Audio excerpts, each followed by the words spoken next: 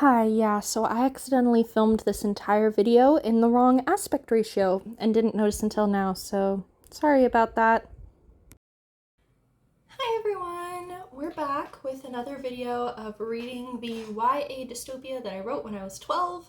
In the last two videos, we read up to the end of chapter 5, and now we are going to read from the start of chapter 6. Don't mind the wet hair, I just took a shower. Also don't mind the blue eye. Whenever I need to take a shower, I always play with makeup first because, hey, I'm about to wash my face off anyway, might as well do something that I'm not sure if it'll work or not. It did end up working out. I've been playing around with using tape to try to get cleaner lines lately, and it's been nice. Oh, hello, buddy. Oh, sweet boy. Creamsicle's in here. He's the only one in here with me right now. Usually it's him and Kolsa, but right now it's just him. Anyways, okay. So, to recap where we are in the story, we were introduced to our 5 main characters. The title character, Sarissa, because this is the Sarissa Chronicles. We have Grant, who will be the love interest boy she kind of has a little bit of a rivalry with, sort of thing. We have Karma, not Karma, Glade. We have Glade, who's sort of like a Fluttershy little sister sort of character for Sarissa. We have Karma, who is blind and mute but not deaf, and her twin brother Cruff, who is extremely overprotective. And they're all in the age range of like 20 to 24. So that's that. And this is a dystopia. They were sent outside of they live in Forlorn, which is the name that 12-year-old me came up with for basically the slums, where everything is made out of mud huts, and they do all of the labor work for the upper classes. And they were sent to check for Changed, which are deadly mutations that roam around in the areas outside of Mudtown. And when they went to check, they encountered one, they fought one, there were injuries. But by the time that they returned, the gate was closed. So we're picking up from them being confused that the gate is closed because it wasn't supposed to be closed yet. Okay. Chapter 6. Why was it closed? They still had time. The gate had never closed at this time. Why was it closed? Then Sarissa saw the paper. It was stuck in a newly repaired part of the wall where the mud was still wet. She limped over and read it out loud. Sorry, earthworms, but the saviors issued a new rule that the gate be shut before sundown. Oh, and that the gate only be opened if absolutely necessary. Basically, you are not necessary, so we will not be opening the gate for you. You'll just have to wait until next week when we do another round of pest control, she read. Grant bellowed in rage and kicked the gate. Seeing as the gate was made of metal, he soon regretted that choice. What are we supposed to do? Cruff growled. Karma put her hand on his shoulder, trying to calm him down. It didn't work. They're just going to leave us out here? Wait, Sarissa, you said you have a way in, Grant said as he held his foot. Yeah, but I think they'll find it suspicious if we show up back in town in the morning. Well, what else can we do? We have nowhere else to go. There aren't any hut clusters or towns for miles. Actually, I have an idea, Glade spoke up. Her voice was still quiet, but clear at the same time. Everyone stopped talking and listened. Some of the older people in town were telling me that there's a ruined pre-salvation town not very far from here. We could go there, she suggested. It's a good idea, Sarissa said. She smiled. Then her face turned to panic. Sam, we can't leave him here. He'll starve, or the law drones will find him. I have to go get him. Sam's her dog, she said. She ran to the other side of the wall where her ladder was. She frantically tried to climb up, but her broken leg made it impossible. She slipped off. She was in hysterics, with tears streaming down her face and her breath short. I need to get Sam. I can't leave him. The others weren't sure what to do. They had seen Sarissa fight a monster without showing fear or pain, but now she was a wreck. Grant and Cruff scooted away slightly. Karma looked like she wanted to help, but didn't know how. Glade wanted to comfort Sarissa, perhaps with a hug, but was a bit afraid to get near her. Yes, sir? One moment. I'm being scolded. I don't know what he wanted. He was just yelling at me, and then I opened the door for him, but he didn't want to leave, but he also didn't want to stay. I eventually just scooped him up and I put him next to his food bowl out in the living room, and he seemed happy, so. Alright. Where were we? Here we are. Okay. Instead, she went over to Cruff and Grant to come up with ideas. Karma seemed to have the same thought. We've got to find a way to save that dog. That is just depressing, Grant said, pointing to Sarissa, who was sobbing her eyes out. Grant didn't quite understand why she was so upset, but he would do anything to get her to stop crying like that when they needed to get moving. I agree with both points, Cruff said. One of us could go get the dog. Do any of us know which hut is hers? Glade pointed out. Okay. I think I do, actually. I remember when she arrived. The Lodrones were amused because she was crying then like she is now. When they showed her hut, they made this joke about not letting her tears turn the hut back into mud, Grant said. Karma made a sign. Yeah, I think so too. Grant, you go get the dog. We'll find the basket and rope, Cruff said. Grant nodded. He went over to the ladder and began climbing. The wall was at least 8 feet tall, so the climb wasn't too long. What? Okay. He leapt as quietly as he could down from the top and into town. He made his way through the other huts to where he thought Sarissa's was, being sure to stay in the shadows. He didn't see or hear any Lodrones, but one could never be too careful. He reached the hut he was looking for and went inside. He had been right. Sarissa had carved her name into the wall. Bet she did it with this, Grant thought, noticing a hunting knife.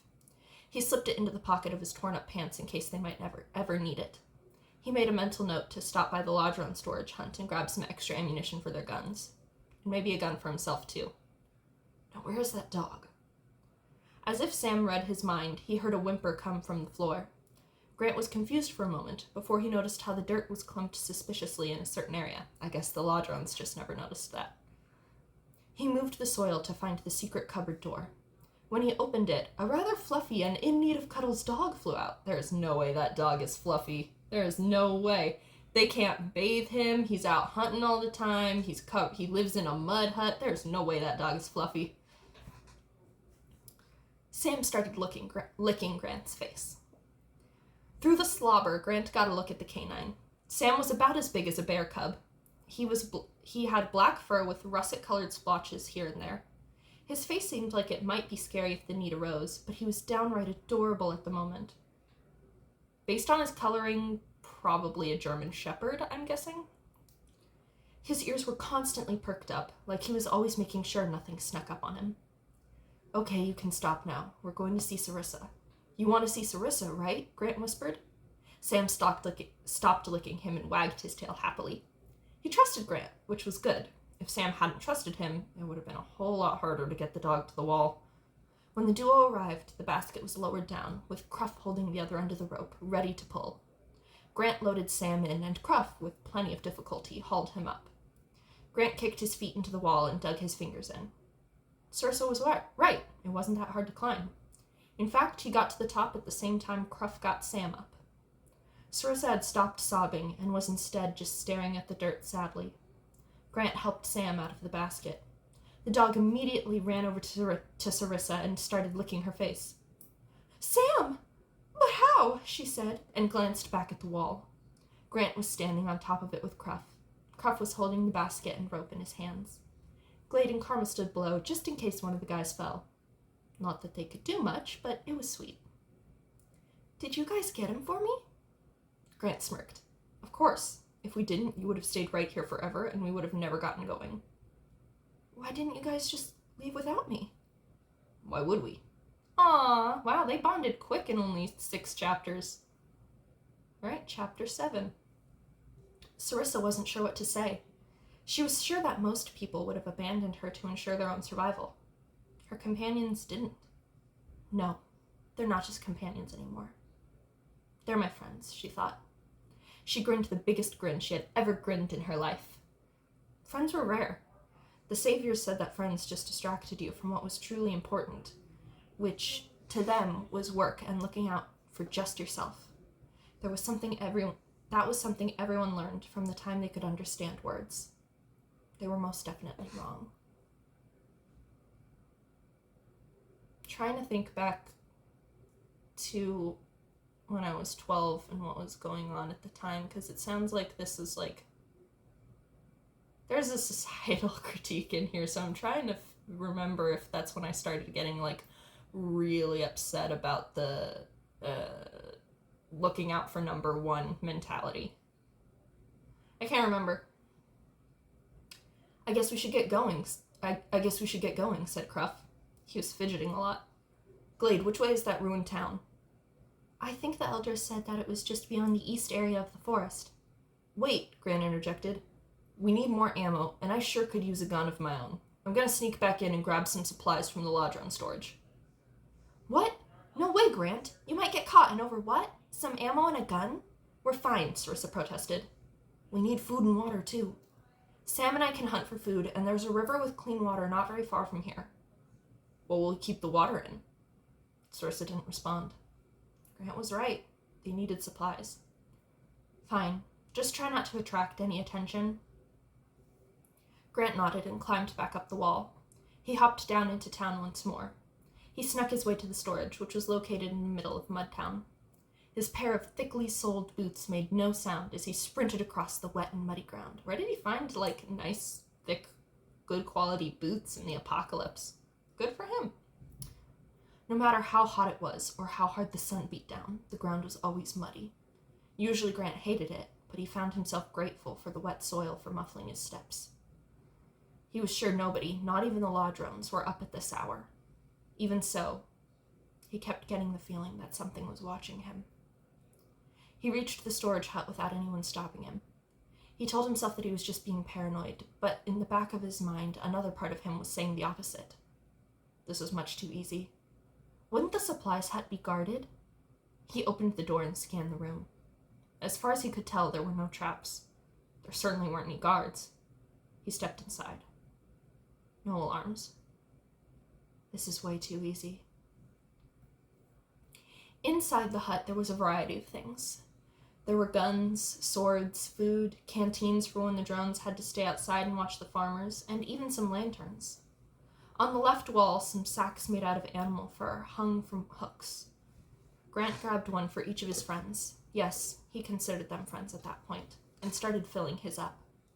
He grabbed some extra ammo, a canteen for each of them, a couple loaves of bread, some potatoes, a few bandages he found, and a gun for himself. He loaded the weapon and snuck back out. He got halfway to the wall when the first Ladron appeared. The drone fired his gun at Grant, hitting his shoulder. Grant took off in a mad dash for the wall. Behind him, 2 more Ladrones showed up. All 3 soldiers ran after Grant, but their heavy armor made them much slower. All 3 opened fire. Okay, I wrote that wrong. Grant ducked behind a half-finished mud hut to escape the storm of bullets. He was so close. He was just a few feet away. Then a drone popped up in front of him. The officer had no gun, just a sword. He jabbed it at Grant, who was having a hard enough time avoiding bullets while he had a broken arm. Oh, I forgot he had a broken arm. Good lord. How did he carry the... Okay. Grant had his hands full and couldn't retaliate. How does he have... Okay. He was trapped. He was about to die. Bang! The Ladron in front of Grant fell to the ground. There was a dent in the back of his helmet. A dent made by a bullet. Grant looked up to see Cruff on the top of the wall, his gun still aimed at where the drone's head had been. Grant doubted that the soldier was dead and took off for the wall. Another swarm of bullets came at him as he climbed. He scaled the wall as fast as he could. He managed not to get seriously injured, unless a shot to the heel counted. Yes, that does! Oh my god! The Ladrons weren't all that great at anything to do with speed.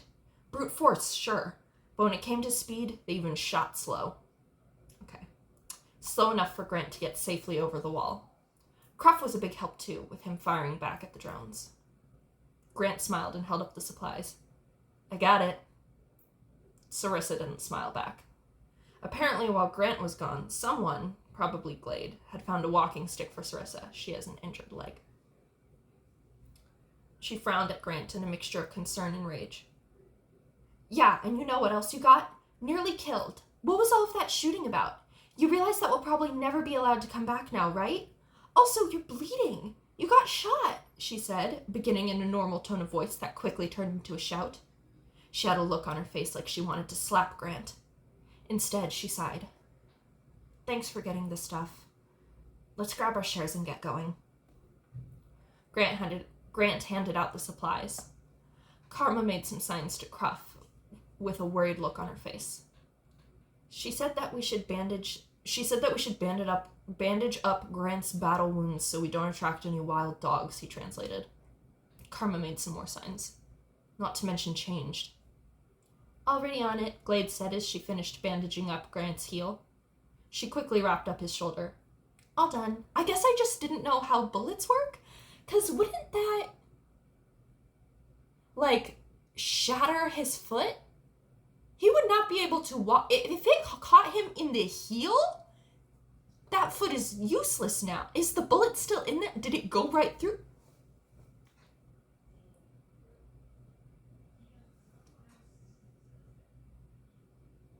That man's foot is decimated.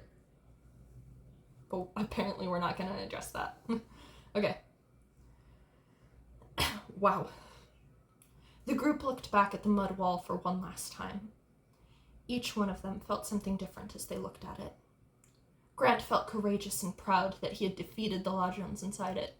I wouldn't describe it quite like that, Grant, but okay. Glade felt scared and hopeful.